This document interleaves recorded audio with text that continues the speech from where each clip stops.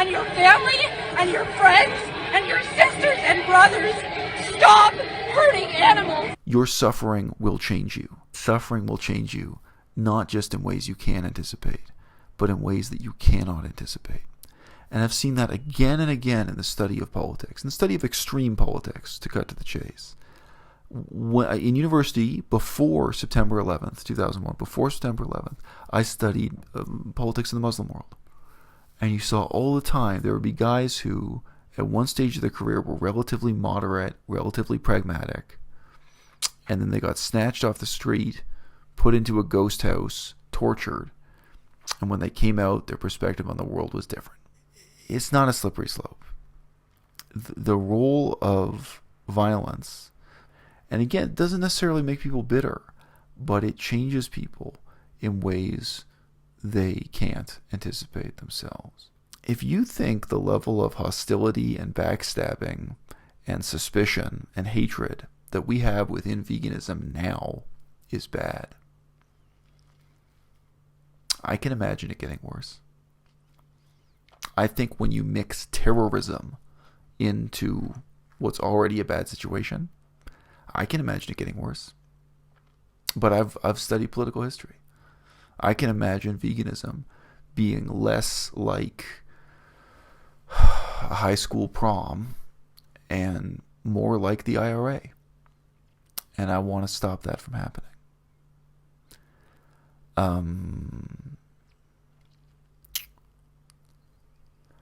But I know that there are people, and I've met and spoken to people, who want veganism to move towards violence, or they personally want to join groups that use violence, precisely because they feel that violence will discipline their fellow vegans, that violence will bring a form of seriousness and earnestness to the movement, or to their group, their cell within the movement.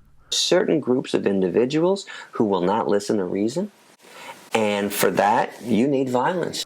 They want the secrecy and seriousness and self-discipline that violence will bring, that the fear of state repression will bring. They want the simplicity and clarity of purpose that hostility towards the government will bring, whether they're in England or in the United States or Canada. I understand that.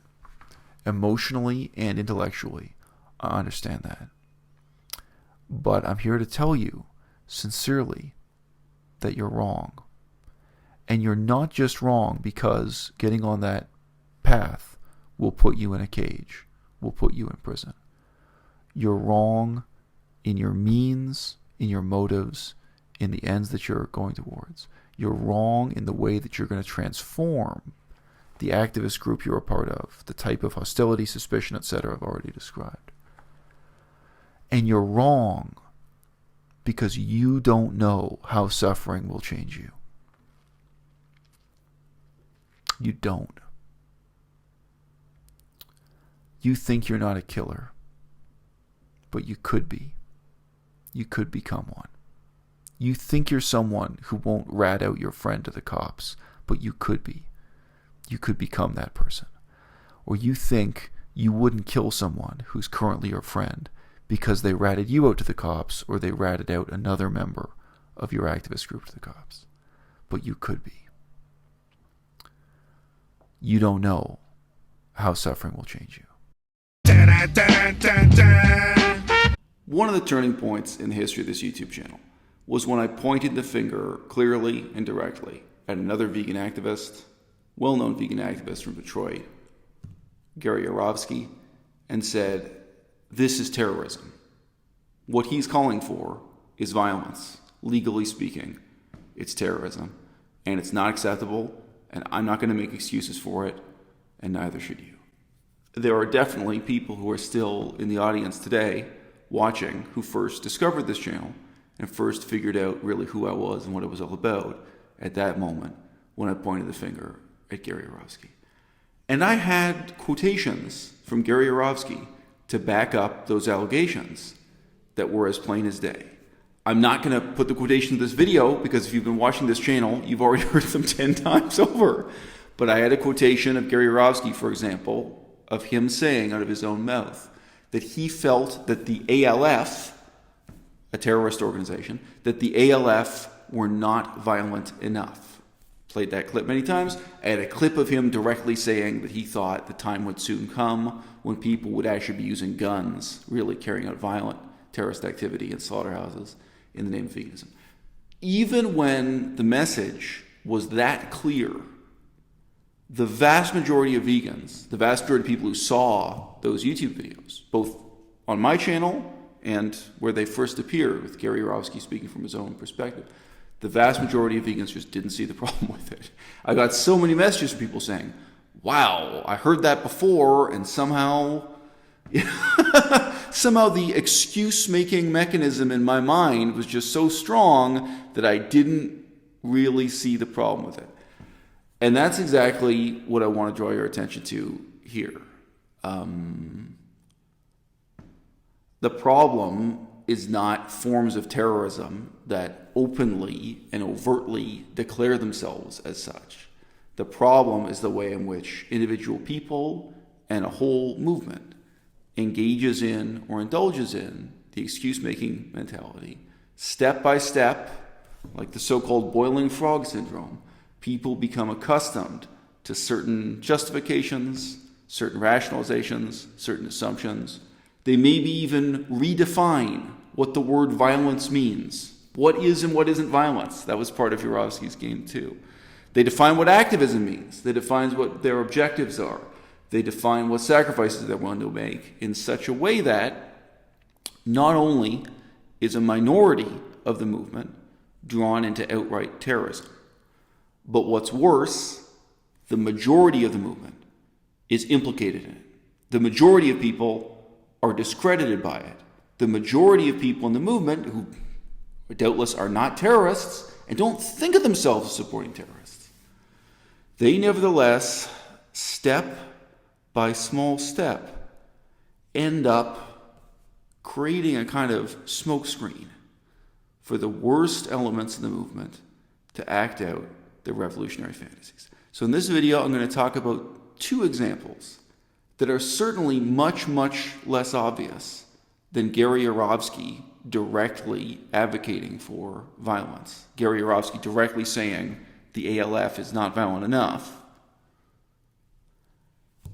But they're all the more important to deal with, not despite that reason, but because of it. We're standing outside of the mansion of the owner of Fairview Slaughterhouse, and we live in such a sick, deluded society that we have this police officer right here who came up to the speakers and actually DJ'd to turn the volume down because he believes the right thing to do is to protect the tranquility of the wealthy. And he believes that taxpayers' dollars ought to go to his actions to make sure that these people live in peace, while the screams of these animals go forgotten and unheard by the perpetrators and by the people here who are trying to honor them and share the message and share their voice and have them heard. So society needs to understand that the people protecting you and the law do not care about the vulnerable, do not care about the innocent, because if they did, they would be protecting the innocent. Instead, the priority of the status quo, the priority and the narrative is to keep the tranquility of the violent, wealthy business owners who cause bloodshed and suffering and get all of us to shut up and go home. But we're not going to shut up. We're not going to go home. We're going to come back. And I would like to see 10,000 people here to honor the 10,000 plus pigs that are slaughtered and scream like that every single week at Fairman's Court. Yes. So we're coming back and we're going to be louder and louder and louder until it ends. Because if these were dogs, everyone would be here. But because of speciesism, there's nothing but suffering and violence and bloodshed and terror and fear. And we will be back again and again and again until you and your family and your friends and your sisters and brothers stop hurting animals. You think this is a minor thing, but it's not. You think that police keeping the peace, order, and good government, you think that's a minor thing, but it's not. You think that the difference between having a social movement where nobody is afraid of the police and a social movement where everybody is afraid of the police, where everyone is afraid that they're going to be ratted out to the police because everyone's implicated in illegal activity. You think that's a small or subtle difference? It's not. All right? And these are the kinds of presentations of ideas that are so subtle. I mean, what she's calling for here doesn't sound anything like terrorism. And there's a second example I want to bring in here. I'll come back to Aaron Janis real quick. But, there was a YouTuber here. He's a critic of what's going on in the movement, the good, bad, and the ugly.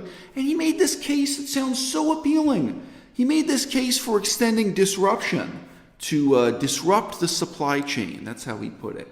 To directly tackling, like specific slaughterhouses, the animals being shipped to the slaughterhouses and being shipped from the slaughterhouses after they've been killed and so on. That, if you could just set up these disruptions to the supply chain in a focused way, in a legal and slightly violent way, that like somehow you'd cause the price of pork to go way up in a particular city because of these disruptions. You're messing up the industry enough. Yeah. But you know what? That's not all you're messing up. You're putting yourself in a situation where now the police are not your friends; they're your enemies. And then we're people within the movement. Each one of us is hostile to and afraid of the others. Can I trust you? Can you trust me? Because you all know that what you're doing is illegal. You're implicated in something illegal. And then step by step, that experience and that sorrow and that isolation, it changes people. And they may not have started out advocating terrorism. They may have started out just advocating crimes against property and disruption and disrupting the supply chain and so on. But guess where it takes you, and guess where it takes the whole movement. I'm serious here. You may think it's cute and it's harmless for Aaron Janis to endorse the strategy of playing a sound recording of pigs screaming while they're executing, playing that at a high enough volume that it ruins everybody's day in the neighborhood, that all the houses in that neighborhood, nobody can sleep or nobody's kids can play in the backyard because there's this horrible noise playing of pigs being executed. Would you agree that that's a good tactic for any ideology other than your own? Would you make that excuse for any cause, any political organization that you do not happen to sympathize with, that you're not a partisan for? Gee, you know what? You may viscerally feel the way Aaron Janis does. You may be willing to weep and scream about this. You may feel, hey, there are lives on the line. There are people dying. You know what? Not the only cause that's true of. How would you feel if you were walking through a Jewish community and there were anti-Israel protesters, whether they were pro-Palestinian or pro-Syrian or something, and these people wanted to play at deafening volume, play at a high volume, sound recordings of bullets going off and bombs going off and people screaming and people dying. That was their form of protest. They were maybe in front of a synagogue or in the middle of a Jewish neighborhood. This is what they wanted to do, to shock people, using exactly the same reasoning Aaron Janis used there. You could quote what Aaron Janis said verbatim and just replace a few nouns and have a justification for this, right? How about the opposite? What if it was a group of pro-Israel protesters in a Muslim neighborhood? What if it was a group of pro-Israel protesters in front of one of those apartment buildings in Toronto? There are many. One of those apartment buildings that's all Palestinians. It's not quite a whole neighborhood, but still. Or in front of a mosque. And they want to play the audio recording of the sorrow and the misery and people screaming and dying. They have an audio recording of Palestinian terrorists bombing, shooting, and killing Jews in Israel. They want to shock people with that suffering. Are you comfortable with that tactic? No? I mean, the type of excuse-making mentality going on here is exactly the same as a Christian who will make elaborate excuses for what's wrong with the Bible. They'll make excuses for slavery in the Bible. They'll make excuses for all kinds of incoherent things that don't make sense in the Bible. You can just try to stop them and ask, why is it you only make these excuses for this one book?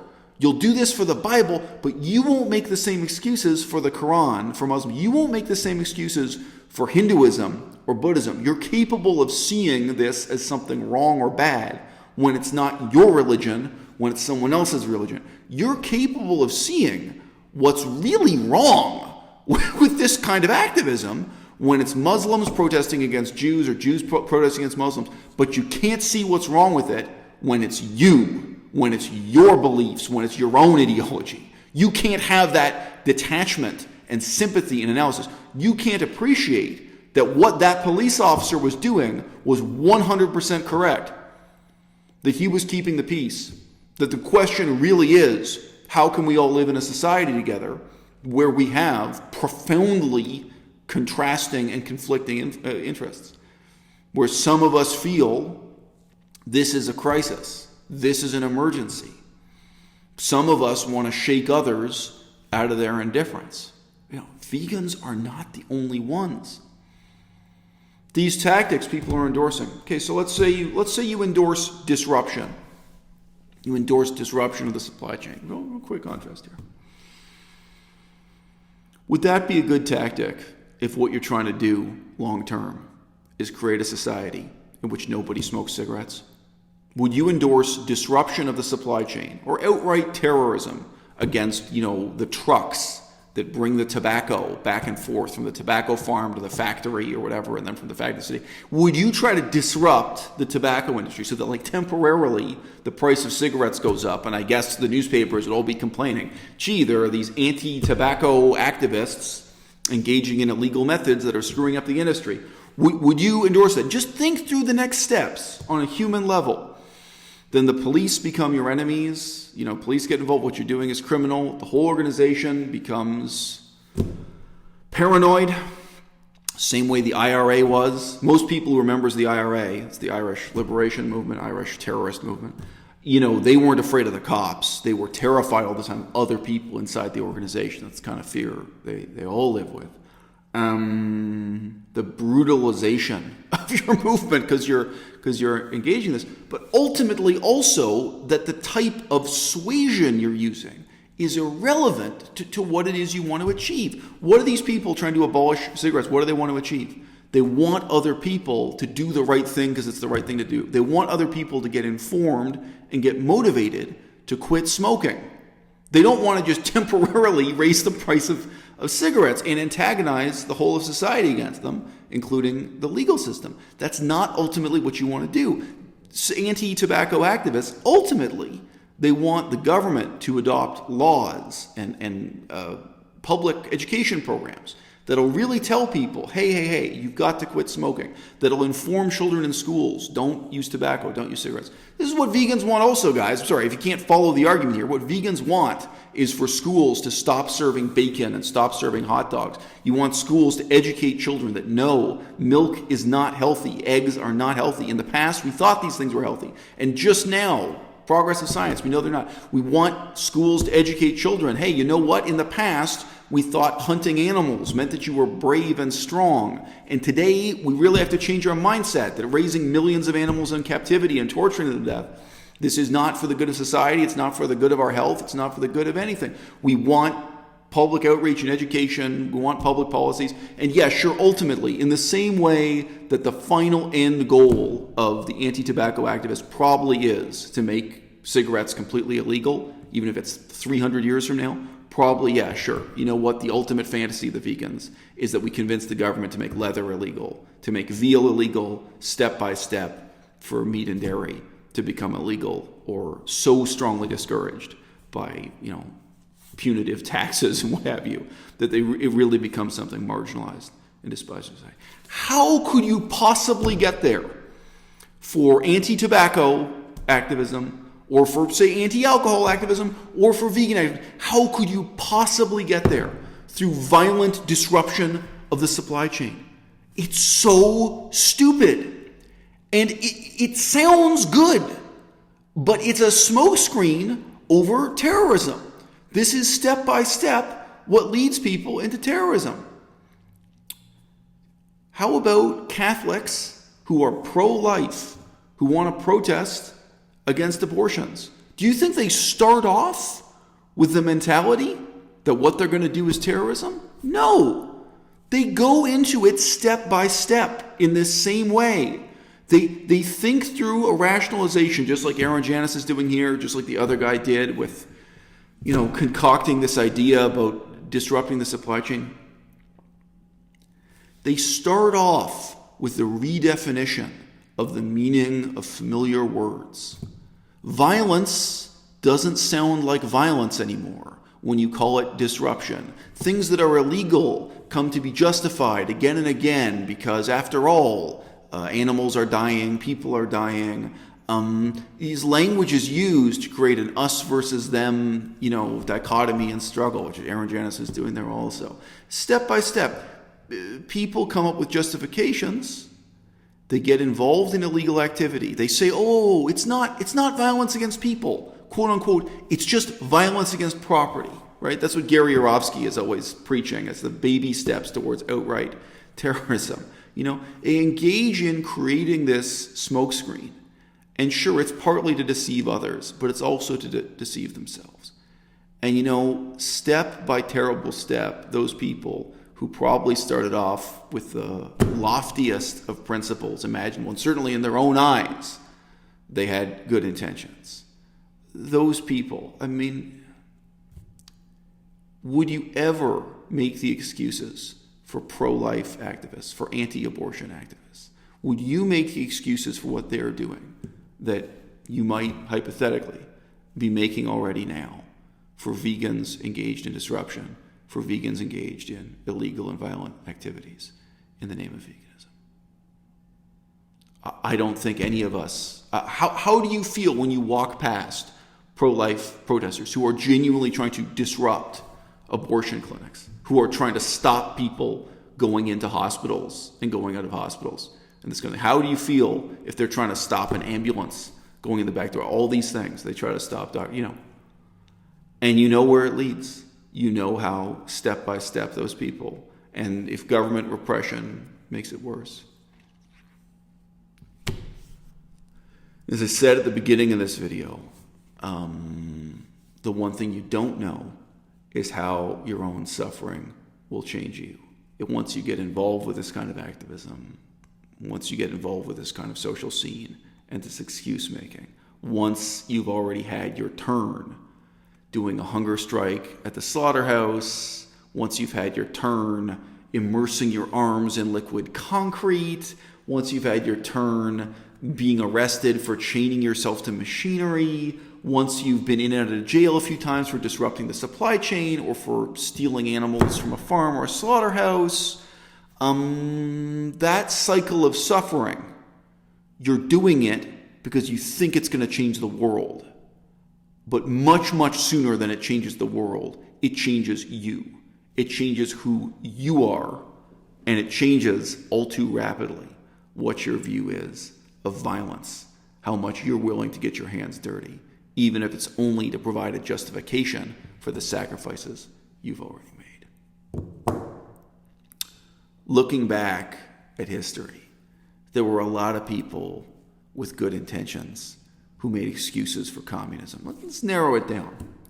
There were so many well-intentioned left-wing people who made excuses for the Khmer Rouge in Cambodia. There were so many people who thought they had pious humanitarian reasons for making excuses to support the mass murder of innocent people by communist regimes, including the communist regime in Cambodia.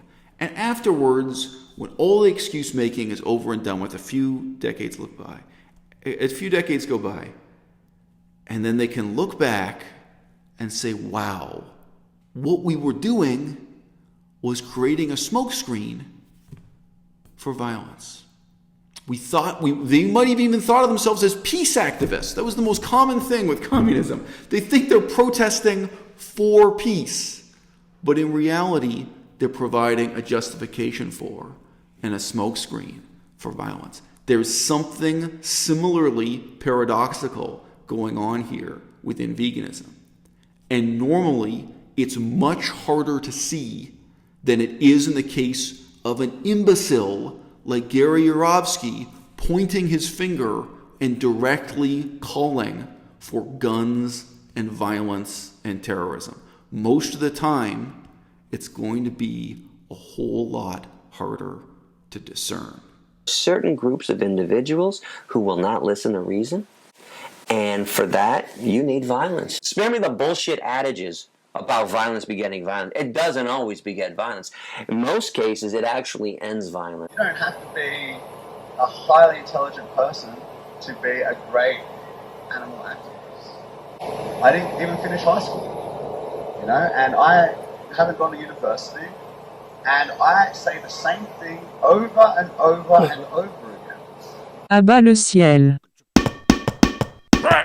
What is your malfunction? Let's get one thing straight, meatball, face, butt. I work alone, except when I work with Ronaldo, which is all the time.